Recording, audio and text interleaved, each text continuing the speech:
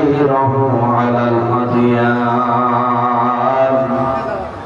صلى الله عليه وعلى آله وأصحابه الكرام ما دام الشمس والقمر بجريان والنجم والشجر يسجدان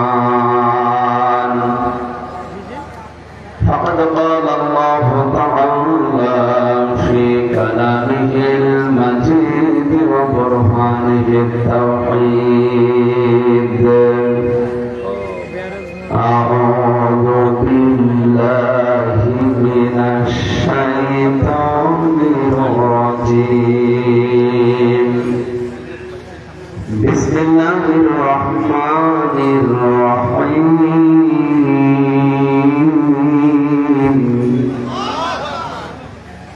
قل لن يصيبنا إلا ما كتب الله لنا هو مولانا وعلى الله فليتوكل المؤمنون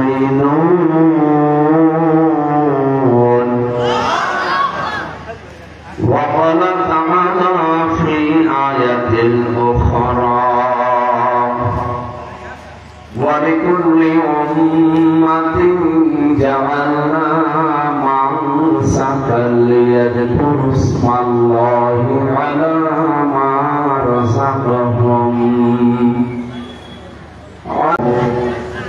وبشر المخبتين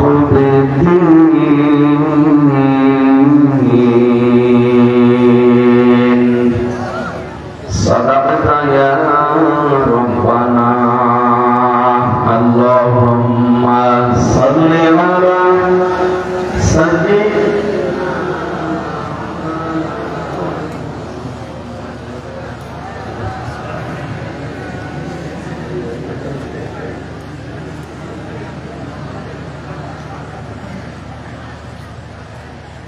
আলহামদুলিল্লাহ সাতক্ষীরা জেলার শ্যামনগর থানার অন্তর্গত জয়নগর মাদ্রাসার পশ্চিম পার্শ্বে তরফদার বাড়ি সংলগ্ন ময়দানে জয়নগর এ.কে. সোনালী যুব সংঘের উদ্যোগে তাফসীরুল কোরআন মাহফিলের স্বনামধন্য সভাপতি জনাব এ.ইউ.এম. গোলাম বারী আতাল্লাহু আমরাহু ওয়া বারাকাল্লাহু ফি হায়াতি বলেন আমিন। এই মাহফিলে যারা কথা বললেন চুয়াডাঙ্গা থেকে আগত মাওলানা হুসাইন মাহফুজ, হাফেজ মাওলানা কামরুজ্জামান, সম্মানিত পরিচালক মাহবুব আলম, এই মাহফিলের বরেণ্য সদস্য যারা, মঞ্চে বসা ওলামায়ে কেরাম, সামনে বসা মুসলমান ভাইরা, পর্দার আড়ালের সম্মানিত মা এবং বোনেরা, প্রতিকূল পরিবেশের ভেতরেও যারা কোরআনে কারিমের বাণী শোনার জন্য বাড়ি থেকে পর্যন্ত এসেছে। আমরা হাদিস পড়েছি, দেড় বলতে কষ্ট বেশি হয়, ইবাদতের সওয়াব বেশি হয়। অন্যান্য সময় কোরআনের এই অনুষ্ঠান শুনলে যে সওয়াব পেতেন, আজকের এই কর্দমাক্ত জায়গায় অলরেডি বৃষ্টি হয়ে গেছে একবার, এরপরও আপনারা বসে আছেন এই ভেজা জায়গায়।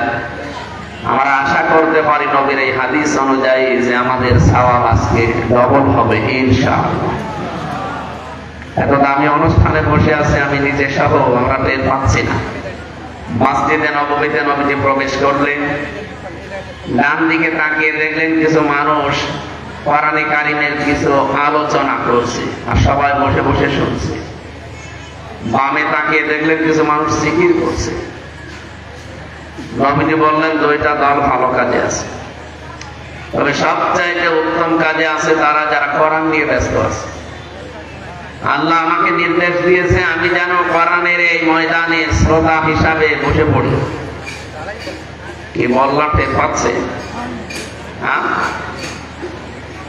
বিশ্বনবী যদি আজ বেঁচে থাকতেন আর এই সাতক্ষীরা শ্যামনগরের উপর দিয়ে যদি এখন হেঁটে যেতে, নবীজি কোরআনের এই অনুষ্ঠান পেলে নিজে শ্রোতা হিসাবে বসে পড়তেন।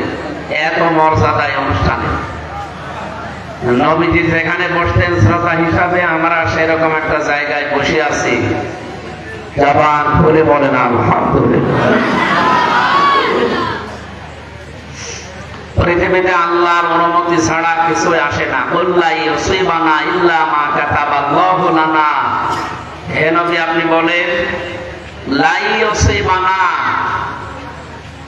ইউসিব এটা মুজারি, বর্তমান ভবিষ্যৎ, প্রেজেন্ট ফিউচার।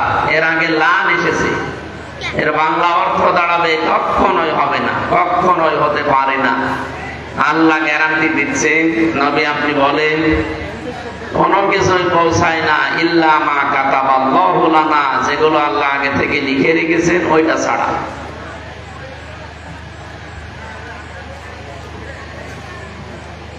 এই জন্যে এই পৃথিবীতে মুমিন যারা, ইমানদার যারা, ওরা যত কিছুই পাক আনন্দে আত্মহারা হয়ে যাবে না।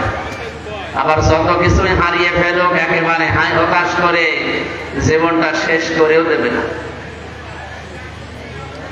কোরআনে কারিমে আল্লাহ জানিয়েছেন সূরা হাদীদের ভেতরে, হে নবী আপনাকে আমি যা দিয়েছি এগুলো পেয়ে একেবারে আনন্দে আত্মহারা হয়ে থাকবেন না।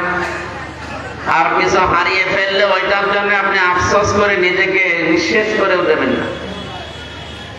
এই জন্য আমরা এই দেশে এখন ইসলামের যে উত্থান দেখতে পাচ্ছি, একেবারে আনন্দিতও না, একেবারে দুঃখিতও না। আমরা স্বাভাবিক অবস্থায় থাকতে চাই, মধ্যম পন্থা জাতি হিসাবে।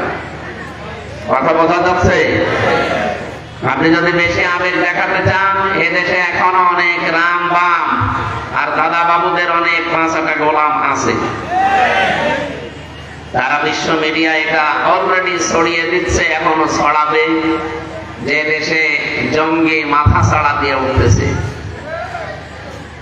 আপনি আজকে পালিয়ে যাওয়া এক মহিলার ভিডিও দেখতে পেলাম, উনি এখনো পর্যন্ত তার কর্কিত কর্মের জন্য অনুশোচনা তো দূরের কথা, এখনো পর্যন্ত তার কথাবার্তা শুনলে মনে হয় জুতা দিয়ে পিটা। জুতা দিয়ে পিটালো জুতা তো না, ওরে জুতা দিয়ে না ঝাড়ু দিয়ে পিটানো। আজকে অলরেডি তার নামে বিচার চলছে।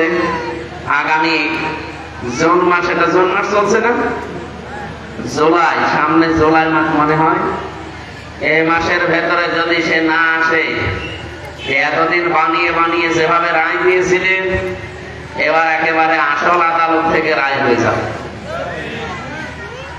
এই জন্য আমরা দুঃখিত না, আনন্দিত না, আমরা মাঝামাঝি আছি। আপনারা জানেন বাংলাদেশ জামাত ইসলামী থেকে সারা বাংলাদেশে সংসদ সদস্য প্রার্থী যারা হবে তাদের তালিকা দিয়েছে। আমি জীবনে মেম্বারে দাঁড়াবো, চেয়ারম্যানে দাঁড়াবো, আমার কোনোদিন কল্পনা তো দূরের কথা, স্বপ্নেও দেখি না। এর মধ্যে এই লাইনের লোক না। আমি বাংলাদেশ সহ বিশ্বের বিভিন্ন জায়গায় কোরআনে কারীম প্রচার করার জন্য বিভিন্ন জায়গায় ছুটে যাই। এইটাই আমার দায়িত্ব, এটাই আমার নেশা, এইটাই আমার ধ্যান জ্ঞান ছিল। যেহেতু একামতের দিনে আমি নাম লিখিয়েছি, এই কারণে হঠাৎ করে মাথার উপর একটা দায়িত্ব চাপিয়ে দিয়েছি। সাংবাদিক কালকে আমাদের কুষ্টিয়া সদর থানা উদ্বোধন হলো, কারণ থানাটা আগস্টের 5 তারিখে পুড়িয়ে ফেলা হয়েছিল। ক্ষোভের বহিঃপ্রকাশ হিসাবে যারাই হোক পুড়িয়ে ফেলেছিল। এই 10 মাস পরে খুলনা বিভাগের যিনি রেঞ্জের ডিআইজি আছেন, উনি গিয়েছিলেন কালকে, উদ্বোধন করলেন। আমাদেরকে মেহমান হিসাবে দাওয়াত দিয়েছিল। আমাকে সাংবাদিক প্রশ্ন করছে যে আপনাকে যে এই আসনের জন্য, এই আসনটা তো গুরুত্বপূর্ণ একটা আসন, কারণ ওখানে হানিফ সাহেব দাঁড়াতে। হানিফ সাহেবের নাম শোনেননি? এরপরে পাশে ইনু সাহেব, এখন তো জেলে আছে। এই হেভি ওয়েট নেতা যারা বাংলাদেশের জাতীয় পর্যায়ে, এই মানুষগুলোর এই জায়গায় যিনি আমাদের ওখানে ছিলেন অধ্যাপক ফরহাদ হোসাইন, বর্ষিয়ান রাজনীতিবিদ, সেই ছোট্টবেলা থেকে তারা রাজনীতি করে আসছে। বার্ধক্যের কারণে শরীর একেবারে মানে সে পর্যায়ে নেই যে পর্যায়ে থাকার কথা। এই জন্য সংগঠন থেকে তাকে বিশ্রাম দিয়েছে। হঠাৎ করে দায়িত্বটা দেওয়ার পরে সাংবাদিক বলছে আপনার কেমন লাগছে, আপনি সংসদ সদস্য প্রার্থী, এটা বিশাল ব্যাপার, কোথায় মেম্বার, চেয়ারম্যান, উপজেলা ভাইস চেয়ারম্যান, উপজেলা চেয়ারম্যান, এরপরে মেয়র, এরপরে এমপি, কত ধাপ, একটা ধাপও পার করার আগে না একবারে আমি গাছের একেবারে উপরে। এদেশে আর একটা জায়গা বাকি আছে মন্ত্রী হওয়া। বলতে এই জায়গায় একবারে যদি হঠাৎ চোখ খুলে দেখি যে আমি কি আর আমি আছি। সাধারণ যারা অন্যান্য দল করে আপনি দেখেন, অন্যান্য জেনারেলে এই দেশে যত দল আছে, আমার মনে হয় এই জায়গা থেকে যদি তারে বলা হয় আপনি চলে যান, নতুন কাউকে দেবো, ওই দিন মারামারি হয়ে মারা হয়ে যাচ্ছে। এই কথা বলে না কেন? আরে ভাই সত্য স্বীকার করতে আপনার অসুবিধা না। একটা ওয়ার্ড কমিটি গঠন হয়, তার কম নিয়ে মারামারি হয়, এ বাংলাদেশে আছে না নেই? আর একটা সংসদীয় আসন, যে লোকটা সারা জীবন ওখান থেকে চেষ্টা করে যাচ্ছে, আর সেই লোকটাকে বলে দিল সংগঠন নিয়ে একেবারে নির্দ্বিধায় হাসি মুখে বলছে ঠিক আছে, সামনে হলাম মাথা হলাম, শুনলাম, মেনে নিলাম। এইটার নাম হচ্ছে একামতের দিনের সংগঠন। ৭৩টা দল বাংলাদেশে কাজ করছে, একটার ভেতরে শুধু আমি এটা পেয়েছি, বাকি কোনটাই আমি পাইনি। আপনি আমার দেখান যে এটা আছে, আমি আপনাকে এখন মিষ্টি খাও।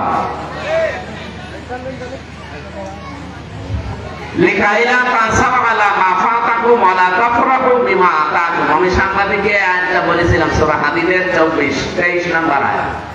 আমি বললাম দেখেন, কোনো কিছু পেলে আত্মহারা হওয়া যাবে না, আবার কোনো কিছু হারিয়ে গেলে দুঃখ পাওয়া যাবে না। আমি তো ৩টা বছর জীবন থেকে হারালাম এই ফ্যাসিস্টদের রসাতলে পড়ি।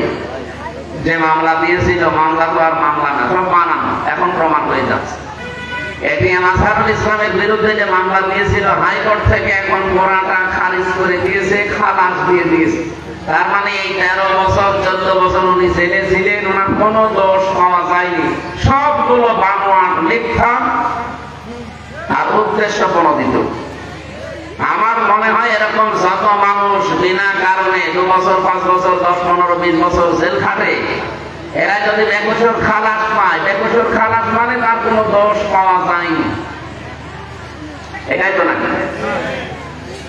বেকসুর খালাস যারা পায় তাদের কি এতদিন পর্যবেক্ষণ করে দেখলাম যে কোনো দোষ নেই তার, যদিও জেলখানায় আটক করে রাখা হয় একটা নিয়ম নীতির ভেতরে। কেন?